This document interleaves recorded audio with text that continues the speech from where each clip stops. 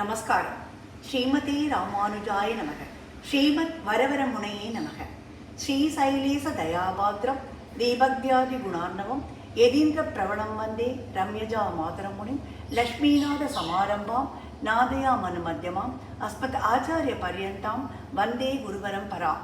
யோ நித்யமச்சுத பதாம்புஜ யுக்மருக்ம வியாமோகத ஸ்ததிதராணி திருநாயமேனே அஸ்மத் குருர் பகவதோ தயேக சிந்தோகோ ராமானுஜஸ்ய சரணோ சரணம் பிரபத்தியே.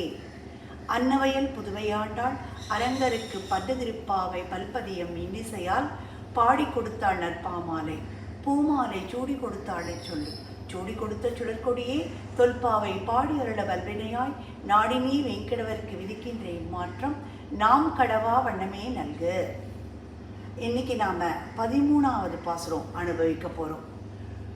புள்ளின்வாய் கீண்டானை பொல்லா அரக்கனை கிள்ளி களைந்தானை கீர்த்திமை பாடிப்போய் பிள்ளைகள் எல்லாரும் பாவை களம் புக்கார் வெள்ளி எழுது வியாழன் முறங்கிற்று புள்ளும் சிலம்பினகான் போதரி கண்ணினாய் குள்ள குளிர குடைந்து நீராடாதே பள்ளி கிடத்தியோ பாவாய் நீ நன்னாளால் கள்ளம் தவிர்ந்து கலந்தேலோர் என்பாவாய். போதரி கண்ணினாய், கண்ணழகு படைத்தவள், ஞானத்தில் சிறந்தவள். எனவே போதரி கண்ணினாய் என்கிறாள். நோன்பு நோற்பதற்காக எல்லோரும் சேரும் இடம்தான் பாவைக்களம். காத்தியாயினி தேவிக்கு கோயில் இருக்கு. இன்னைக்கும் இந்த இடத்திற்கு போய் காத்தியாயினி தேவியை சிரிக்கலாம்.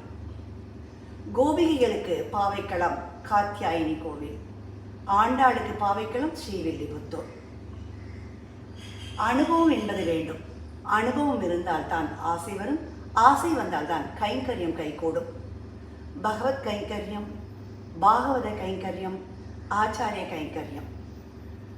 பகவத் கைங்கரியம் என்றால் பகவான் ஆசைக்காக பண்றது. பாகவத கைங்கரியம் பாகவதன் ஆசைக்காக பண்றது.